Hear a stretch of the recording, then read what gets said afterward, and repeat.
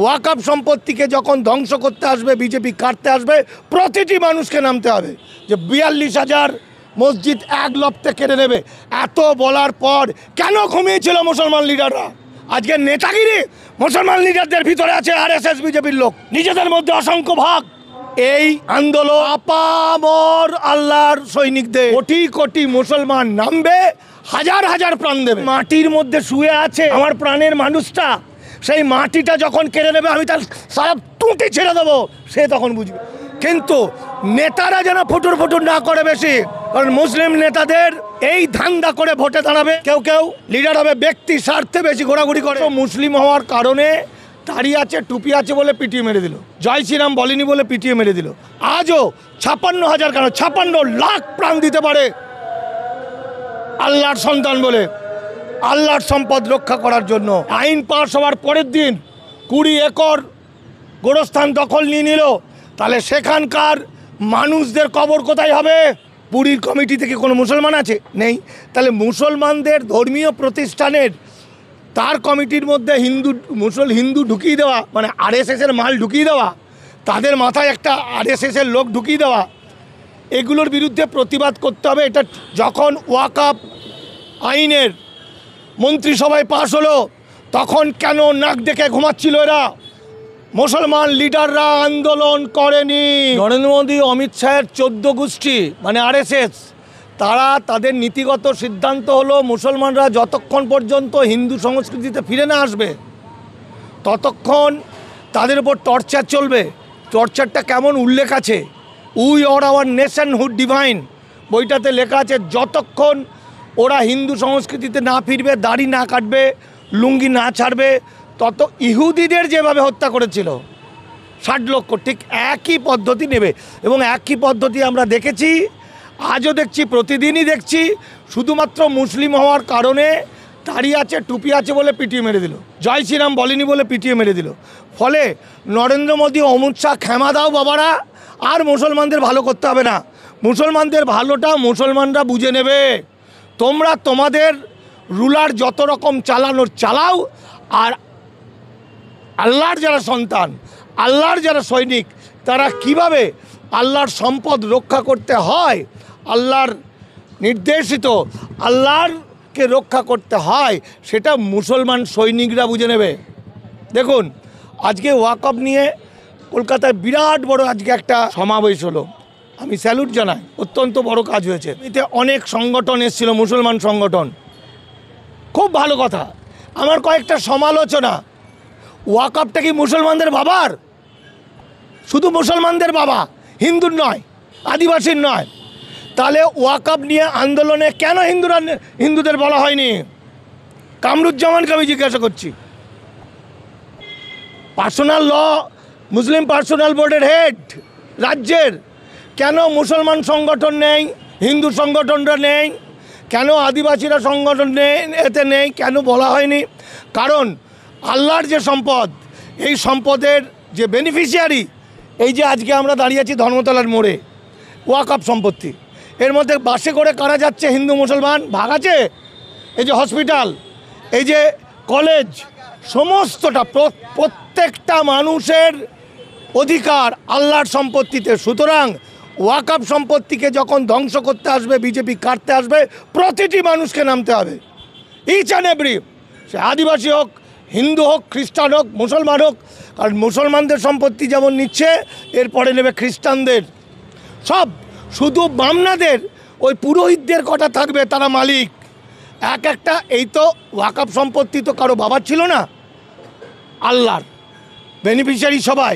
কিন্তু হিন্দুদের যে মন্দিরগুলো, তার মালিক, তার আবার মালিক আছে, পুরোহিতরা মালিক, এক একটা পুরোহিত হাজার হাজার কোটি টাকার মালিক। তো সেগুলো নেওয়া হলো না। আজকে আমার আইনের প্যাঁচ দিয়ে, আচ্ছা বলুন তো, এই যে মুসলমানদের আইনের মধ্যে যেমন কুরআন শরীফ লিখিত, হাদিস তো লিখিত নয়, মুখে মুখে, সেরকমভাবে যুগ যুগ ধরে চলে আসছে মুসলমানদের ওয়াকফ সম্পত্তি, মুখে মুখে মুখে মুখে মুখে মুখে। কিছু সম্পত্তি আছে লিখিত, কিছু সম্পত্তি আছে অলিখিত। আজকে তাজমহল কি লিখিত আছে, লালকেল্লা কি লিখিত আছে, কুতুব মিনার কি লিখিত আছে, গল্পটা কোথায়? আজকে যে আমাদের গ্রামের দিকে মসজিদ, মক্তব, মাদ্রাসা, মুসাফিরখানা, গোরস্থান, এইখানে যুগ যুগ ধরে কেউ না কেউ দানপত্র করেছে। তখনকার দিনে ওই যে স্ট্যাম্প ডিউটি দিয়ে এটা ছিল না নিয়ম। দানপত্র আমরা ছোটোবেলায় দেখেছি যে বাবা অমুকজনকে লিখে দিয়ে গেছে, কিন্তু এখন আইন হয়েছে লিখে দিলেও ট্যাক্স লাগবে। তাহলে আপনি ভাবুন তো, একটা গ্রামে যা মন্দির মসজিদ আছে, যা মক্তব আছে, যা মাদ্রাসা আছে, যা মাজার আছে, যা গোরস্থান আছে, কটা লিখিত আছে, এবং সমস্তটা 6 মাসের মধ্যে রেজিস্ট্রি না করলে গভর্নমেন্ট নিয়ে নেবে। খেলাটা এখানে ভালো করে বুঝুন। যারা শিক্ষিত মানুষ তারা বলবে সংবিধানের 26 নম্বর আর্টিকেল ভায়োলেট হয়েছে, ভারত ধর্মনিরপেক্ষ দেশ, ঠিক কথা।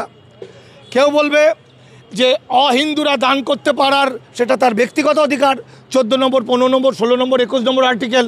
তাহলে সেখানে আঘাত করা হচ্ছে, বলছে অহিন্দুরা দান করতে পারবে না, কিরা একটা নিয়ম বলে দিয়েছে। আবার যেমন কালীঘাটের কমিটিতে কি কোনো মুসলমান আছে? নেই। পুরীর কমিটি থেকে কোনো মুসলমান আছে? নেই।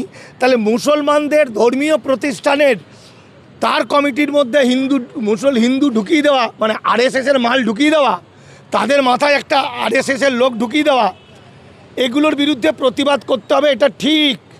কিন্তু যে মানুষটা 100 দিনের কাজের জন্য বসে থাকে, যে মাটা সারাটা মাস বসে থাকে কখন লক্ষ্মীর ভাণ্ডারের 100 টাকা পাবো, যে রিক্সা চালক বন্ধুটা, যে আলু পটল বিক্রেতারা, সে আইন বুঝবে না, সে সংবিধান বোঝে না, সে ওয়াকফ বোর্ড বোঝে না।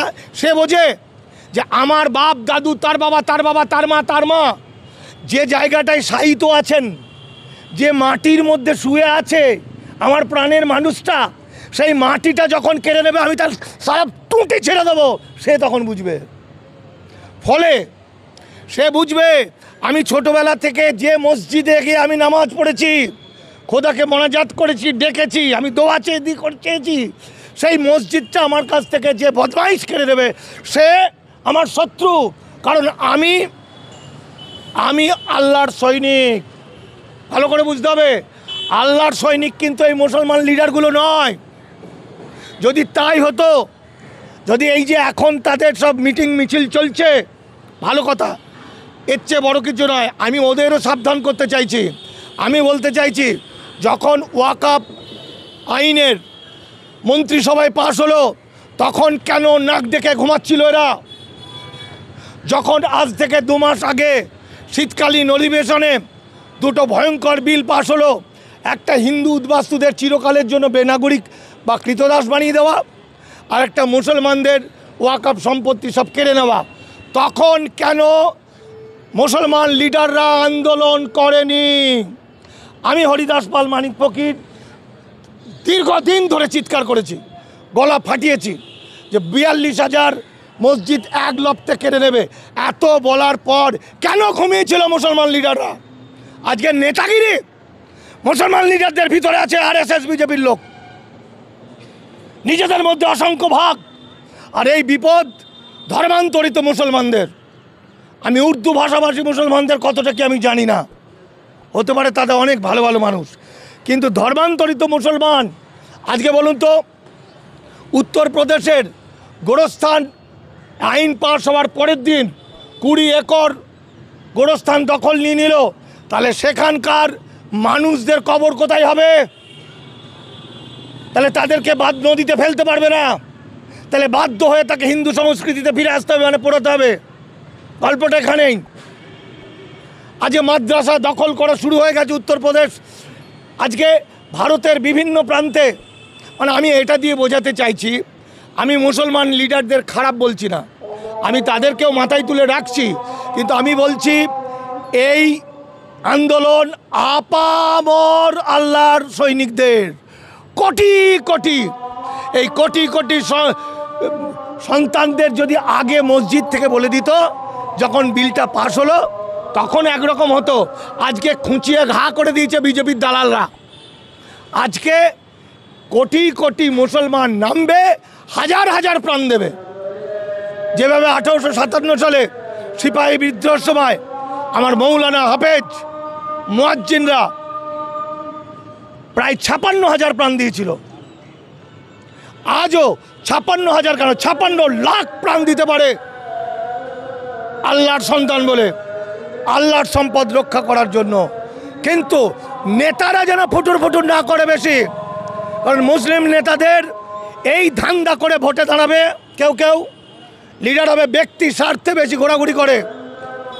ব্যক্তি স্বার্থ ছেড়ে সমগ্র মুসলমান জাতিকে লড়াই করার জন্য, সমগ্র মুসলমান জাতিকে পাশে নিয়ে এবং উদ্বাস্তু মানুষদেরকে যারা বেনাগরিক হয়ে গেছে, দাস শ্রমিক হয়ে গেছে, তাদেরকে সঙ্গে নিয়ে এই লড়াই, তথাকথিত হিন্দু রাষ্ট্রের বিরুদ্ধে লড়াই, এই লড়াই বাংলাকে রক্ষা করার লড়াই, বাঙালি জাতিকে রক্ষা করার লড়াই।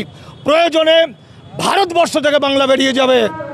ঠিক যেভাবে একদিন হোসেন শহীদ সোহরাবুদ্দিন ভেবেছিলেন, নেতাজি সুভাষচন্দ্র বসু ভেবেছিলেন, সুভাষচন্দ্রের দাদা শরৎচন্দ্র বসু ভেবেছিলেন, মতুয়াদের যোগেন্দ্রনাথ মণ্ডল ভেবেছিলেন, যদি এই অবস্থা থেকে না ফিরে যায় ভারত সরকার, এরপরও যদি বলে মুসলমানদের সম্পদ নিয়ে নেবো আর হিন্দু উদ্বাস্তুদের কৃতদাস বানাবো, তাহলে এই কৃতদাস এবং মুসলমান ভাইরা, দলিত মুসলমানের যে জোট হবে, সেই জোট ভারতবর্ষ কোন দিকে যায় আর নেতাজি আর অমিত শাহ নরেন্দ্র মোদী কোথায় যায় সেটা দেখব।